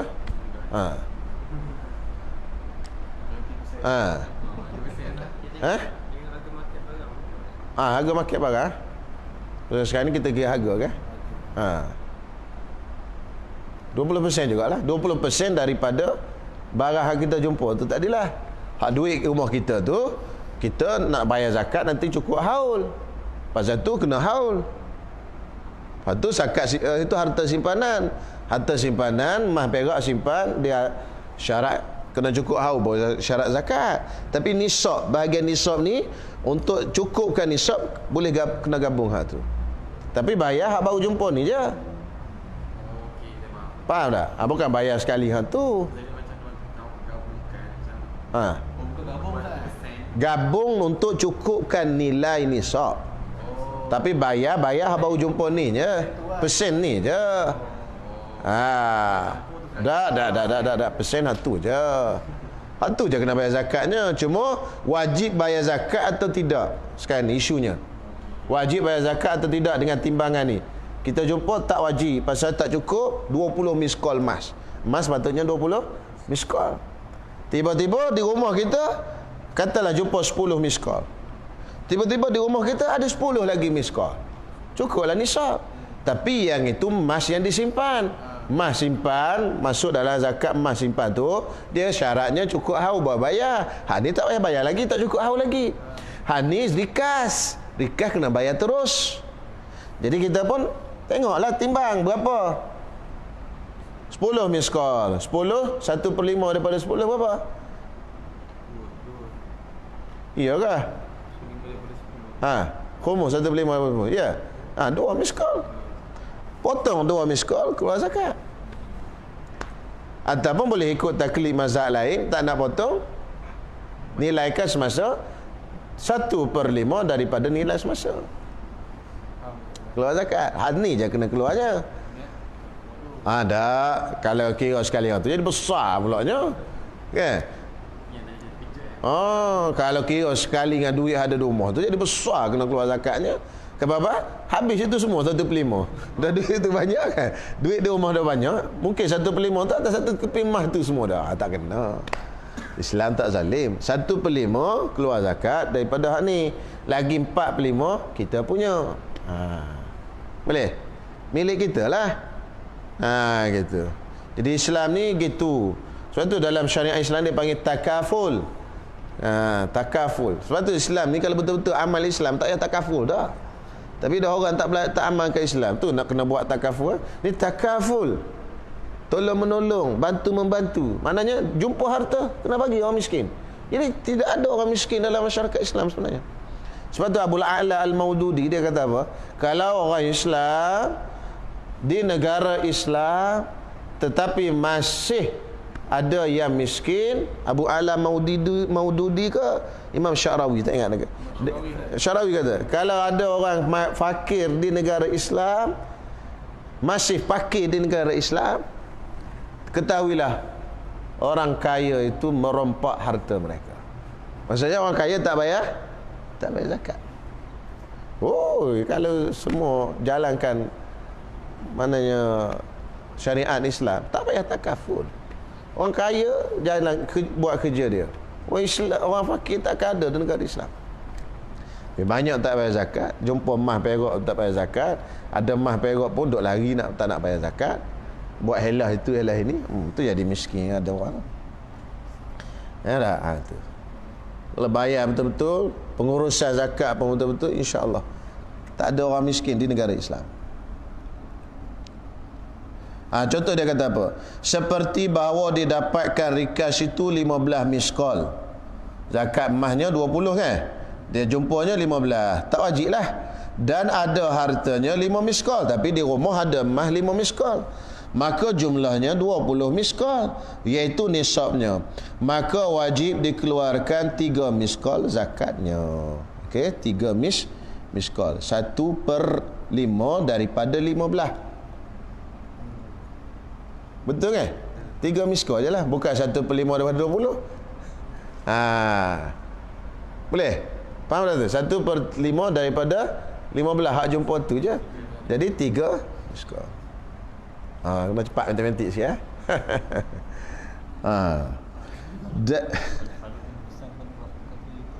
Tu. Kena bawa kalkulator lah kali ya. Tapi nak habis dah ni. Dan makna rikas itu dapat harta galian yang ditanam oleh orang kafir zaman jahiliah, seperti diketahuinya dengan alamatnya, dengan tandanya, seperti ada padanya nama raja pada masa itu, atau tarikh tanamnya, atau seumpamanya. Dan jika ditanamkan dia oleh orang yang muslim, diberikan dia hukum luqatah. Kalau yang orang Islam punya hukum luqatah. Luqatah kena isytihar lah. Macam orang jumpa duit dalam bandar tu lah. Allah. Baik, selesai. Adapun zakat perniagaan itu. Zakat perniagaan ni kena faham. Suatu benda yang kita niat nak berniaga, jadi zakat perniagaan. Kalau satu benda yang kita tak niat nak berniaga, tak jadi zakat perniagaan. Contoh kita beli rumah nak duduk. Nak beli rumah nak duduk. Tak jadi zakat, tak kena bayar zakat perniagaan. Tapi memang kita beli rumah, kita nak jual rumah. Kita beli rumah dengan niat lepas pada beli ni nak jual. Itu dipanggil barang perniagaan. Faham? Barang perniagaan. Barang perniagaan dipanggil urudut tijarah, harta perniagaan. Maka kena keluar zakat. Kita beli tin Milo 10 tin. Milo 10 tin. Bagi tahu ke Amir. Ada Amir tu. Beli Milo 10 tin. Tapi niatnya nak minum di rumah. Tak kena zakat. Kita beli 10 tin, masa kita beli itu kita niat nak jual. Maka kita ada simpan tu tadi, simpan, cukup setahun. Kita kena kira. Tiba-tiba cukup nisab. Berapa nisabnya? 13,000. Oh, mahal sangat tin. 10 tin 13,000. Nisab 13,000 kan? Kena bayar zakat. Pasal barang kita beli tadi dengan tujuan untuk berniaga. Itu kena faham. Kan macam Afiq jual barang. Akhir tahun barang beli tu nak berniaga kan? Akhir tahun kena kira barang tu, campur dengan peniaga untung, campur dengan modal di tangan apa semua, modal kita buat pusing, campur dengan keuntungan, campur dengan jual hak kita jual berapa sekali dengan keuntungan lah. Kata RM15, untung RM5. 10 modal kan? Kena kira 15 sepanjang kita jual tu berapa botol dah? 15 semua. Lepas tu campur dengan barang hak masih ada lagi, nilaikan dengan harga semasa. Kata ada lagi 10 botol, 15, 150. Campur dengan hak kita dah jual dah tahun tu. Lepas tu kena catat. Baik, tengok tak cukup 13,000, tak wajib zakat. Cukup 13,000, wajib zakat, nisab. Berniaga kena gitu. Kita kena catat. Kalau tak catat, berniaga tak boleh. Yang 3,000 tu untung kan? Semua tadi untung dan modal. Arut barang kita jual. Hak sekarang ni ada barang tadi 15 kan kita jual. 15. Darat berapa? Ada berapa dalam stok kita? Cukup setahun. Ada 100 kata kan. 15 darat 100, 1,500. Itu hak barang sekarang ni. Urud tijarah. Hak dah jual dah. 15 berapa? Darat berapa jual dah? Katalah 1,000. 15,000. Campur. Campur dua tu berapa? 15,500. Cukup setahun niaga 15,500. Nampak tak? Lepas tu lebih pada nisab dah tu. Nisab sekarang berapa? 13. Bayar zakat. Darat 25%. Boleh? Lagu tu. Faham? Betul?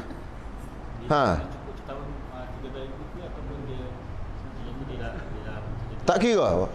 Sepanjang tahun tu kita kira berlaku. Kalau kita jual dah. Masa berniaga tu cukup 13,000 kau tak kira. Masa berniaga kita mula start berniaga 1,000 Lepas tu hari tahun bertambah setahun tu semua Kita kira semua tu setahun. Cukup dengan akhir tahun, katakan kita start berniaga 1 Muharram. Masuk 1 Muharram tahun depan, kira. Kita dah berniaga dah. Berapa kita jual dah. Kalau satu jenis barang tak apa. Kalau jenis barang ni penat sikit, kena kira semua lah. Bulanan tu berapa untung kita. Kalau jenis kedai runcit, dia kena tolak lah dulu. Hak dia bayar pekerja apa semua tu kena tolak lah. Hak dia kira modal dan untung bersih. Campur modal dengan untung, kena campur dua-dua. Bukan untung saja, modal dengan untung. Barang, modal tu barang kita beli kan. Dia panggil urud, barang tu. Urud tijarah, barang perniagaan. Tak bayar, tak boleh. Walaupun jual goreng pisang pergi jalan. Contoh je kan. Jual kain baju pun. Cuma biasa kalau jual sikit-sikit tak cukup nisab lah. Betul lah. Mana-mana jenis perniagaan. Perniagaan ni tukar jenis, tukar ganti. Tak kira besar kecil. Secukup nisab je. Besar pun kalau tak cukup nisab, tak. Rumah sewa tak termasuk perniagaan. Sewa. Zakatnya dikeluarkan daripada tu duit tadi tu. Duit hasil tu. Rumah tu tak kena zakat lah. Kalau rumah kita beli, dia panggil barang kita nak jual. Maka kita beli nak jual. Kita beli rumah ni memang niat nak jual. Masa kita beli tu memang niat nak jual. Maka kita simpan. Cukup setahun kena nilaikan rumah tu. Berapa harga rumah tadi? 200,000. Darat 25%. Keluar zakat. Pasal ini barang jual, barang perniagaan. Harta perniagaan. Ada pun rumah tu kita tak nak jual. Cuma kita bagi sewa. Tak kena zakat rumah tu. Zakat Zakat tu je lah. Sewa tadi lah. Kira sewa. Cukup setahun, tarak 25%.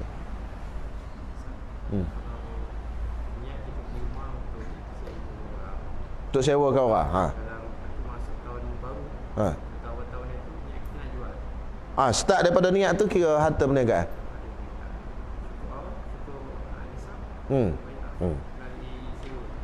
Tak. Bukan melalui sewa, kita kena keluarkan pasal ni barang perniagaan kita ni. Dia ibarat macam emas. Mula start niat nak jual. Boleh? Tadi kita beli rumah ni untuk kita. Cuma sementara dia kosong kita bagi sewa. Rumah tadi tak jadi barang perniagaan pasal bukan nak jual pun rumah tu.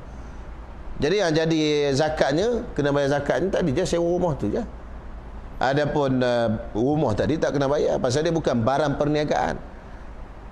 Barang bukan nak dijual lagi, bukan tersedia untuk dijual. Betul tak? Pun kita pun niat nak jual. Start. Baik. Adapun zakat perniagaan itu maka diperhargakan.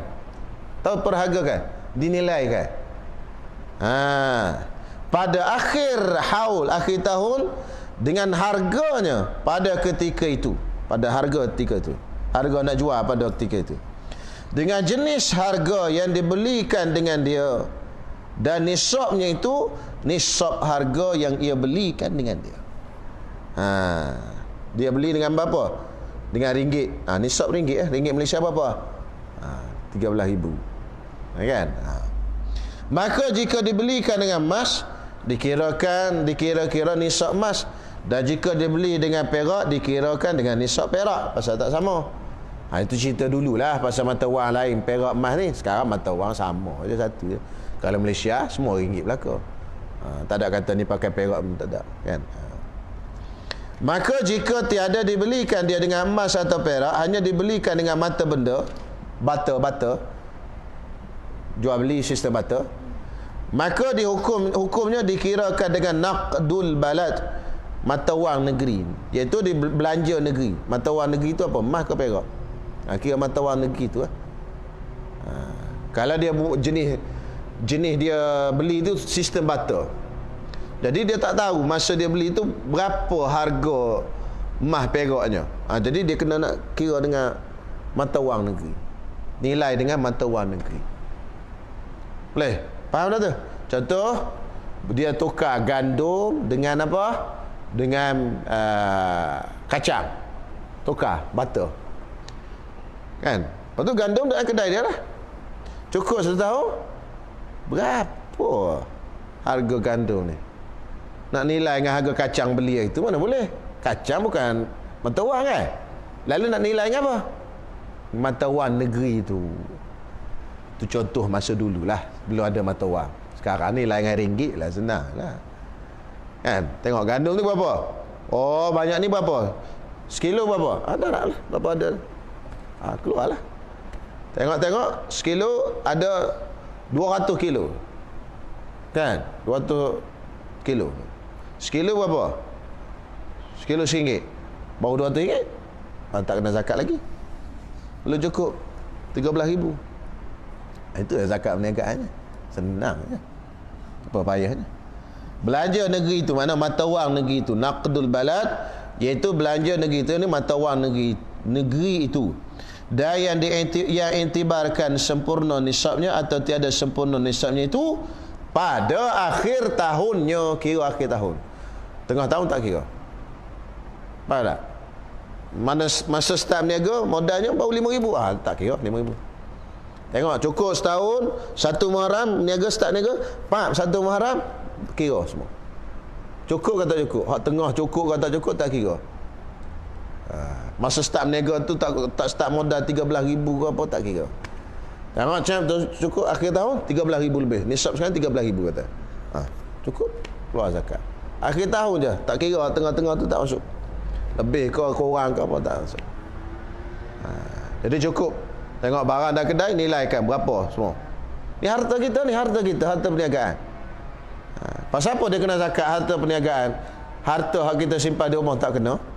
Pasal harta perniagaan ni disediakan lin nama. Mu'addun lin nama. Disediakan untuk pertumbuhan, keuntungan. Maka setiap benda yang disediakan untuk keuntungan, maka kita kena keluarkan zakat. Ada pemilu hak kita simpan di rumah, beras hak kita simpan di rumah untuk makan minum kita, itu bukan untuk pertambahan. Itu untuk lil istihla, untuk perhabis. Hak tadi untuk pertambahan. Untung modal, untung masuk, itu semua. Pasal tu kena zakat. Hak di rumah tak kena zakat lah, pasal tu lil istihla, untuk perhabis. Betul tak? Beras di rumah untuk perhabis. Beras hak dalam stor nak jual tu untuk pertambahan. Tambah apa? Tambah keuntungan. Apa istilah? Tambah ke apa? Nama ni bahasa Arab. Melayu nak terjemah apa? Untuk percambahan ke? Untuk keuntungan lah senang. Untuk keuntungan. Lin nama untuk keuntungan. Boleh? Nama bahasa dia Arab dia.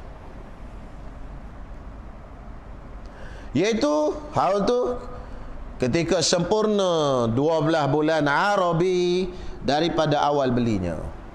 Dia beli tadi gandum, dia beli apa benda tadi dengan niat untuk berniaga. Okey? Beli dah jual dah separuh. Hak jual tu pun dah catat. Stok hak jual tadi berapa dah? Oh, tak harap. Berapa? Okey. Lepas tu hak ada belum jual lagi, cukup setahun, 12 bulan Arabi, setahun tu 12 bulan. Bulan Islam, Arabi tu Islam. Ada lagi lah. Ni harta kita ni untuk disediakan untuk keuntungan. Bila disediakan untuk keuntungan, kena bayar zakat.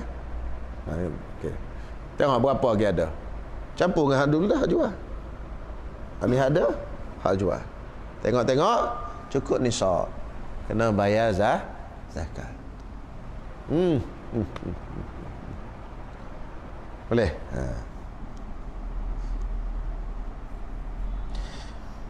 Tiada diiktibarkan nisabnya, tiada dikira nisab tu pada ketika awal haul. Awal haul mula-mula kita beli tu tak dikira. Cukup haul ke tak cukup? Cukup nisab ke tak cukup? Masa mula-mula kita beli tu kata tak cukup, saya beli masa beli dulu 10,000 je. Tak kira. Dan tiada pada pertengahannya, tengah haul. Tak kira, tengah tahun turun 5,000 ke apa, tak kira. Nak kiranya hujung tahun. Maka jika dibelikan barang perniagaan pada awal bulan Syakban contohnya. Kalau dia beli pada 1 Syakban dengan harga 40 miskal, tak cukup 20 miskal lagi. Dengan harga 40 miskal. Contoh 40 miskal. Kemudian lebih tak cukup pula, lebih pada 20 miskal. 20 miskal tu zakat emas. Ni kena zakat lah. Kemudian pada akhir tahunnya, iaitu akhir bulan Rejab, nak masuk Syaban, akhir tahun dia kena bayar zakat lah. 30 Rejab, besok 1 Syaban, 30 kena bayar lah.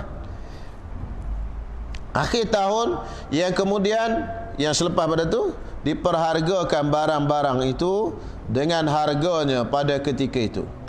Barang-barang ada dalam kedai dia tu dia kena nilaikan. Maka didapatnya jumlah harganya 19 miskal. Nescaya tiada wajib dikeluarkan zakat kerana tiada sempurna nisabnya dan kadarnya. Masa dia beli dengan harga 40 miskal, tiba-tiba harga barang jatuh. Tak boleh nak jual lagi. Jatuh barang. Tiba-tiba jatuh barang, dia pun nilai masa tu tinggalnya berapa jadi? 19 miskal. 19 cukup tak 20? Tak kena zakat. Dia kira hujung tak? Hujung. Harga jatuh, pasaran jatuh. Kan? Barang ni tak tentu. Contoh, sekarang apa tengah mahal? Barang apa tengah mahal sekarang? Tak ada mahal. Tak ada murah, kau mahal belaka. Kan? Contoh beras lah tengah mahal sekarang ni. Kata beras mahal, beli mahal sekarang. Minyak lah, minyak sekarang ni, minyak tengah mahal. Faruk jual minyak kan, tengah mahal sekarang ni. Masa beli itu cukup nisabnya 13,000. Tiba-tiba Cina cantah ke apa kan, Hujung tahun nanti stok ada dalam kedai tadi ni, stok tak berjalan. Tak ada dalam kedai untuk siap. Kan? Hak beli tadi hak cukup 13,000 15,000 katakan. Tiba-tiba di akhir tahun nilai sebotol dah jadi harga RM5. Hak asas sekarang 20. Jadi RM5. Darat semua tak cukup lah 13,000. Tak kena zakat. Boleh? Harga jualan pasaran semasa. Ini kira kalau barang tu tak dijual. Kalau barang hak dijual, jual dah kena kira juga. Ni cerita barang tu tak dijual, duduk macam tu dalam stok kita. Tu. Faham? Jangan ingat tak kena Ustaz, hujung tinggal sikit tu. Tak, jual tu macam mana lagi? Kan? Jual tu pun kena juga. Ni kira barang tu tak dijual daripada awal tahun sampai akhir tahun.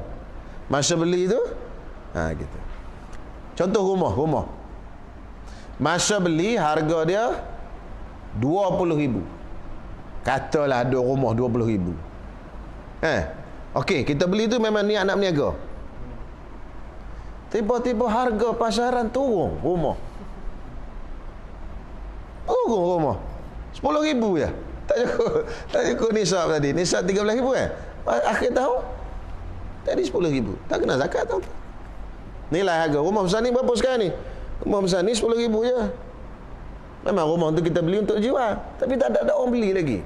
Dia lagi harta perniagaan. Tak kena zakat lah. Dia kira hujung tahun. Tengah awal tak kira.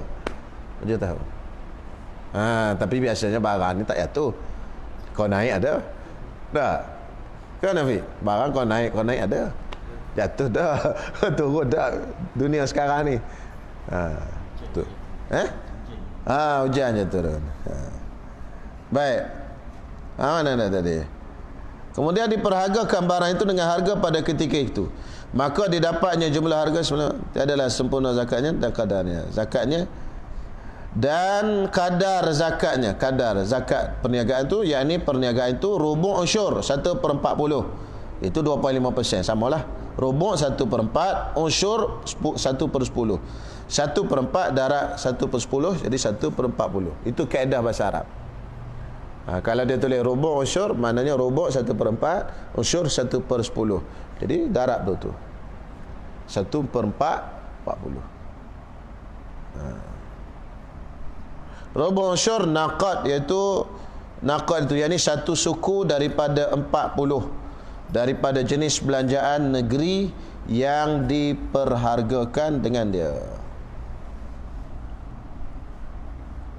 Maka tiada sah dikeluarkan ganti daripada kadar harga yang dijadikan zakat itu akan mata benda itu, perniagaan itu.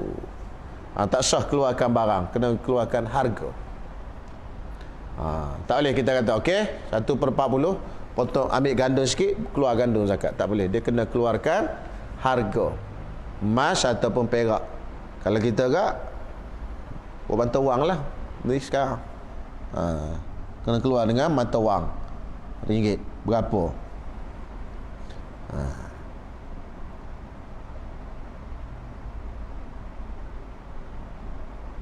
Adapun zakat fitrah, wallahu a'lam. Jadi zakat perniagaan ni satunya zakat yang dihargakan barang dalam mazhab kita Imam Syafi'i. Selain daripada zakat perniagaan ni, semuanya kita keluarkan daripada fizikal benda itu. Asal mazhab Syafi'i. Kan? Kambing keluar zakat binatang. Unta keluar zakat binatang. Lembu keluar zakat binatang tu. Daripada benda itu. Tanaman keluar benda itu. Berah keluar berah. Kan? Gandum keluar gandum. Buah-buahan, zabib dan tamar, kismis dan tamar, keluar benda itu. Cukup 5 ausuk keluar. Ambil 1/10 ataupun 1/20. Okey, zakat apa lagi? Zakat galian, keluar benda itu. Jumpa emas, keluar emas. Jumpa perak, keluar perak. Boleh. Jumpa permata, permata dalam mazhab Syafi'i tak kena zakat. Walaupun dia mahal. Dia mah perak je kena. Sama dengan rikas tadi pun, ambil benda tu juga. Asal mazhab Syafi'i, tak ada dihargakan. Kan? Zakat fitrah, fitrah kita makan apa? Beras. Beras bagi.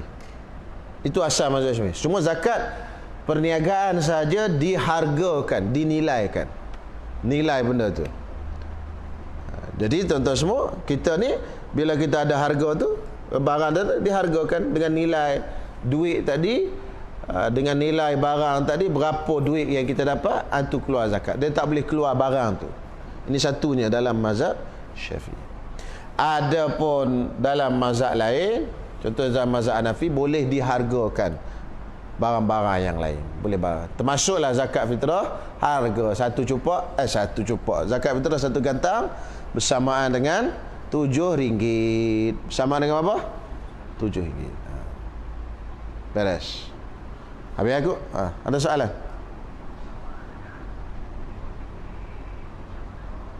Pun sabar cakap.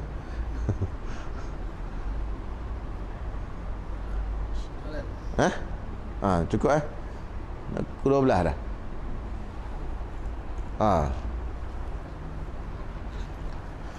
Wallahu a'lam. Ada soalan boleh tanya. Tak ada? Ustaz, kalau kita nak sembahyang, kita nak musafir lepas daripada waktu zuhur kan, kita masih ada di rumah. Lepas waktu zuhur? Lepas waktu zuhur. Maka kat sini kita ada dua pilihan tu Ustaz. Pertama, kita sembahyang zuhur 4 rakaat di rumah. Kemudian kita keluar ke kota, baru kita buat 2 rakaat tu. Asar. Ataupun yang kedua, kita keluar dari kota, kita buat 4, lepas tu kita buat 2. Betul tak? Kita syarat jamak qasar ni, kita boleh jamak dan qasar apabila kita melepasi mujawazatul imran, melepasi daripada kota kita tu. Selepas daripada lepas tu kita baru dipanggil musafir. Sebelum daripada kita melepasi sempadan tu, kita tak dipanggil musafir. Semua hukum hakam musafir tak tertakluk pada kita, termasuklah jamak dan qasar. Sekarang zuhur masuk, kita duduk di rumah kita lagi. Jadi bila zuhur masuk, kita duduk di rumah, kita kena buat asal. Nak jamak pun tak boleh, nak qasar pun tak boleh, pasal kita belum musafir. Lalu kalau kita nak semayang, kita kena semayang tamam. Dan semayang tak boleh jamak pasal belum musafir lagi. Jadi sama ada kita semayang di rumah ataupun semayang di selain daripada rumah, zuhur tadi mesti kena tamam dan dalam waktunya, tak boleh dijamak. Pasal masuk waktu zuhur, masuk zuhur kena atas kepala kita. Kita ni seorang apa? Seorang apa kita waktu tu? Mukim lagi, belum musafir lagi. Pasal belum melepasi kota Imran, belum melepasi sempadan. Maka zuhur tadi duduk atas kepala kita sebagai kita orang yang mukim. Kita gilah ke mana pun kita bawa zuhur mukim tadi. Maka kita kena semayang tamam dan juga kita kena semayang dalam waktunya. Tak boleh jamak. Sama ada di luar rumah kita ke mana, tak kisah. Kita mau nak semayang di rumah kita tu pun boleh. Ataupun kita tak nak semayang, kita jalan dulu dekat-dekat nak habis zuhur, kita pun semayang zuhur tu pun boleh, tak ada masalah. Tapi semayangnya mesti 4. Pasal kita duk bawa tu tadi. Kan? Masuk waktu semayang zuhur di tengah jalan ke apa semua, nak habis zuhur pun tak apa, hujung-hujung pun tak apa. Pasal dalam waktu lagi.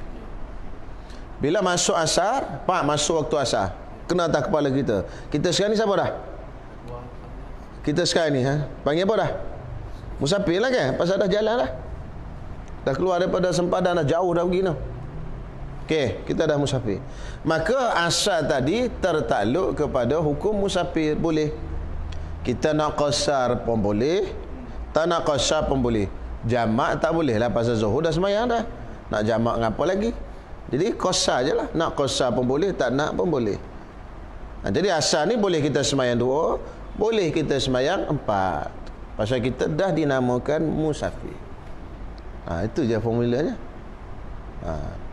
Jadi begitulah, pulang lah. Nak buat lagu mana. Jadi zuhur tadi tak boleh diqasarkan.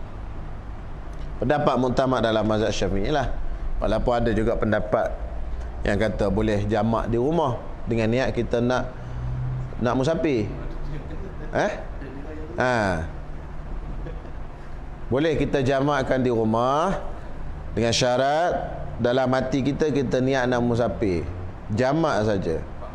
Empat. Qasar tak boleh. Pasal qasar dengan jelas dalam Quran sebut wa idza darabtum fil ardi fala junaha alaikum an taqsuru minas salah. Apabila kamu darabtum fil ardi, pukul bumi, mana start berjalan. Pukul bumi itu berjalan. Darabtum fil ardi, mana kena berjalan dulu, itu jelas sebut dalam Quran. Selagi tak berjalan, selagi itu tak boleh. Dan berjalan tu dikira musafir bila melepasi sepadan. Itu memang tak ada khilaf lah. Nak qasar tu, cuma jamak tu ada juga ulama yang kata boleh jamak di rumah dengan niatnya nak dalam hati ada niat nak musafir dah, jamak. Kalau kita darurat sangat bolehlah taklid pendapat tu. Itu pendapat disebut oleh Imam Nawawi dalam kitab Majmu'.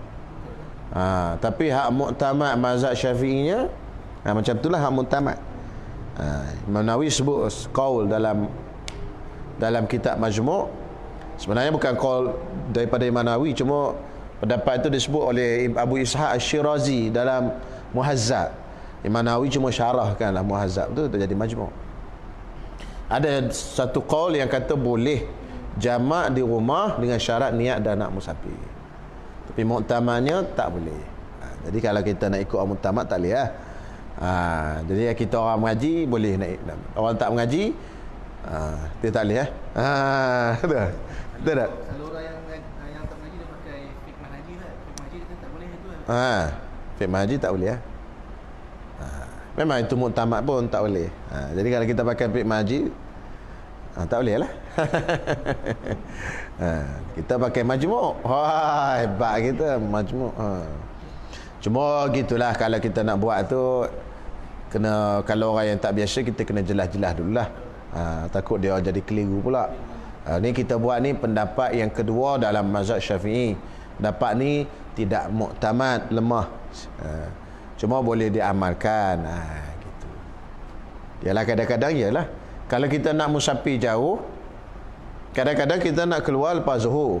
Katalah flight tu pukul 4. Kita nak keluar awal-awal, nak buat apa?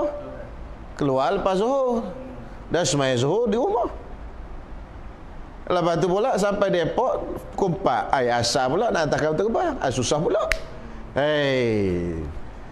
Jadi penting juga call ini. Jadi jamaklah dulu di rumah.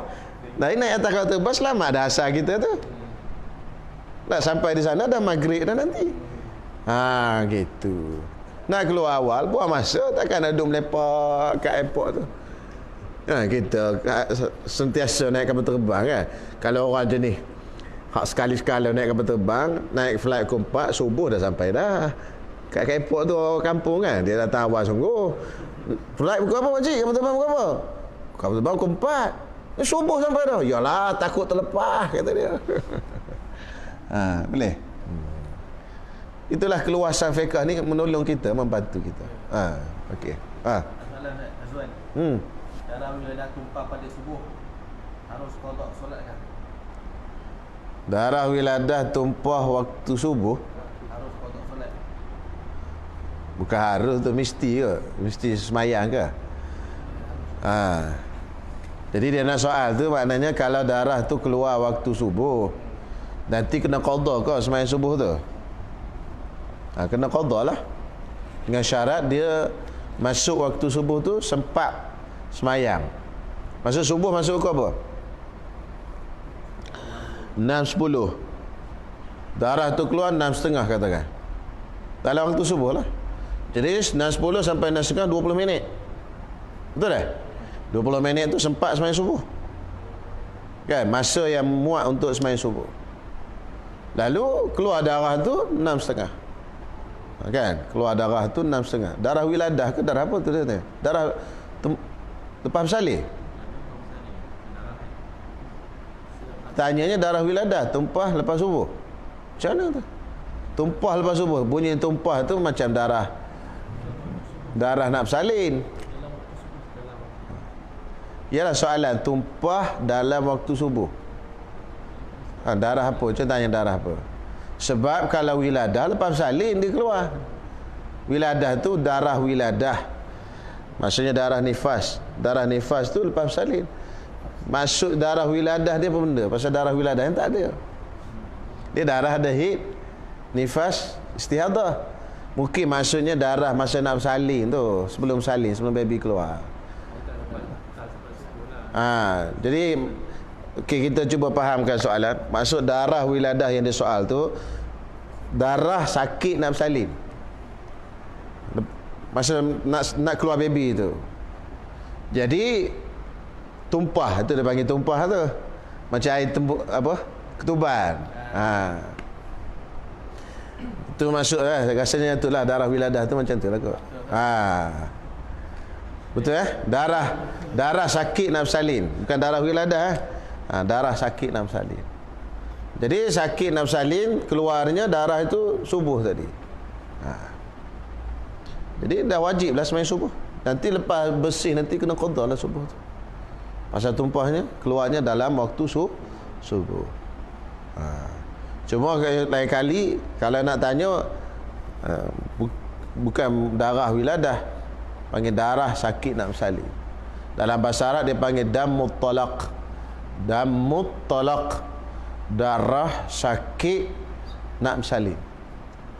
Wiladah tak ada darah. Wiladah tu bersalin. Cuma orang Melayu panggil darah wiladah. Darah nak bersalin. Betul kat tu kot. Cuma bahasa Arab panggil damut talaq, darah sakit nak bersalin. Dia keluar. Itu bukan darah nifas lagi. Itu darah sakit nak bersalin. Itu wajib semayang lagi. Dia darah yang tak wajib semayangnya ialah darah nifas yang keluar lepas daripada bersalin. Kena faham darah tu. Jadi kalau tak qada semayang, dosalah satu waktu tu. Pasal masuk dalam waktu subuh. Kalau dia masuk, dia keluar darah itu sebelum sempat semayang subuh. Contohnya lah 6.10 masuk subuh, 6.11 1 minit tak sempat semayang subuh 1 minit nak ambil air semayang apa semua, keluar darah itu tapi tak bersalin lagi kan. Kemudian bersalin lewat, tetap wajib semayang juga. Yang tak wajib semayang itu bila dah bersalin kan, bersalin dan keluar darah, abang tak wajib semayang. Betul tak? Kita sakit bersalin tu wajib semayang lagi. Tapi semayang waktu tu macam mana? Tu nak bagi tahu kau rumah. Masuk zuhur, kita sakit bersalin, semayang kadar kemampuan. Paling tak mampu pun ingat dalam hati. Ni banyak orang sakit bersalin tak semayang. Allah. Dosa tu. Kan? Dosa. Jadi cakap ya semayang tak nak semayang macam mana? Ingat dalam hati semayang. Dia dah sakit pun kena semayang. Satu pahala besar tu. Kalau tak semayang dosa. Kan ada akal lagi tu. Kadang-kadang orang perempuan ni kita cakap itu kata, cakap senang lah ustaz, cuba ustaz sakit. Yalah saya tak boleh. Tak boleh nak bersalin. Ingat kelakuan semayang dalam hati. Bukan niat saja, ingat. Mula-mula diri, takbir. Kan, lepas tu sujud, rukuk, lepas rukuk i'tidal, lepas i'tidal sujud. Kita ingat kita semayang tu, kita gambarkan kita semayang. Boleh? Ada soalan lain? Tak ada? Kalau orang tu kerja sebagai fotografer kan, fotografer foto wedding kan, kadang-kadang dia dengan mau macam nanti tak dia free hair apa semua kan, pun punya sumber pendapatan dia kan. Saya cuba faham sumber pendapatan tu, sumber tu dia panggil syubhah, tidak haram secara mutlak lah. Pasal kita bukan buat benda haram, kita ambil gambar. Tapi gambar itu kita ambil itu dia boleh membawa kepada benda-benda yang haram yang lain. Itu dia panggil pendapatan syubhah. Kan? Dan termasuk dalam kita membantu dia lah untuk buat benda-benda yang haram. Kalau kita tak ambil gambar, dia tetap tak pakai tudung juga. Kalau kita ambil gambar pun, dia tetap tak pakai tudung juga. Jadi bukan yang menyebabkan dia pakai tudung tak tudung tu pasal kita ambil gambar. Itu sebab tu dia panggil syubhah. Kalau kita yang buat dia pakai tak pakai tudung atau tak pakai tudung, itu haram. Macam pisau. Pisau boleh guna untuk bunuh orang, boleh guna untuk potong sayur. Bukan kita yang menyebabkan dia bunuh orang. Pasal pisau tu boleh dia potong sayur, boleh dia bunuh orang. Tapi kita yang jual pisau, mana kita tahu? Itu dia panggil halal, halal mutlak. Hak ni syubhah lah. Pasal ambil gambar tu kan, jadi benda yang tak tutup aurat dan sebagainya dia panggil pendapatan yang syubhah. Pendapatan yang syubhah. Jadi syubhah ni apa hukum dia? Jadi Ibn Daqiq Al-Aid sebut dalam kitab dia Syarah Matan 40 dalam Al-Halal wal Bayyinu wal Haramu Bayyinu wa bainahuma umurum mushtabihat. Jadi mushtabihat ni masuk dalam kategori halal ke haram? Khilaf ulama. Jadi ulama Ibn Daqiq Al-Aid disebut situ benda syubhat tu masuk dalam kategori halal. Jadi benda itu halal, boleh kita makan, pendapatan tu halal, makan dan apa semua, cuma barakahnya tak ada lah. Benda syubhat tu dari segi barakah. Dari segi halal haram tu khilaf ulama. Jadi benda syubhat tu masuk dalam halal ke masuk dalam haram? Pasal halal jelas, haram jelas kan? Tapi syubhat ni dia dalam kategori mana? Kalau ikut Ibn Daqiq Al-Aid dalam Syarah Matan Arba'in tu, dia kata benda syubhat tu masuk dalam benda yang inilah, yang halal. Sama juga kita kerja di bank. Bank tu kan ada kerja yang berkaitan dengan riba dan sebagainya, tapi kita bukan kerja bahagian riba, kita kerja bahagian lain. Kita kerja di kaunter depan, tak ada kaitan dengan urusan riba apa semua. Contohnya kan, itu masuk dalam syubhat. Syubhat ni elok dijauhi lah. Elok dijauhi. Tapi nak hukum haram terus, tak lah. Tak boleh nak hukum lah benda tu. Macam orang kerja rumah kita, dia duduk di rumah kita dengan dia datang di rumah kita. Contoh ada orang datang baiki paip rumah kita, dia pakai seluar pendek. Adakah haram kita upah dia baiki paip pasal dia pakai seluar pendek? Haram ke tak? Tak haram. Pasal bukan apa, bukan dia kerja dengan kita 100%, dia datang baiki paip, cuma membantu dia untuk dapatkan, kita ambil dia khidmat dia tu. Kalau ada orang lain lagi tu, itu kurang elok lah kan, itu je lah. Tapi tidaklah haram. Pasal kita upah dia kerja untuk baiki paip, bukan untuk pakai seluar pendek tu. Macam dari segi akhlak je lah, dari segi hukum tak ada masalah. Boleh. Nak zuhur dah. Bismillahirrahmanirrahim. Alhamdulillah wassalatu wassalamu ala Rasulillah wa ala alihi wasallam. Rabbana 'alaika tawakkalna wa ilaika anabna wa ilaikal masir. Rabbana atina fid dunya hasanah wa fil akhirati hasanah wa qina adzabannar. Sallallahu ala sayyidina Muhammad wa ala alihi wasallam. Alhamdulillah. Sama juga dalam kes tadi kita jual tu, jual baju seksi-seksi, tak haram. Sebab kita tak pasti dia nak pakai seksi di mana. Dia nak pakai depan suami dia ke, pakai suami dia halal. Dia nak pakai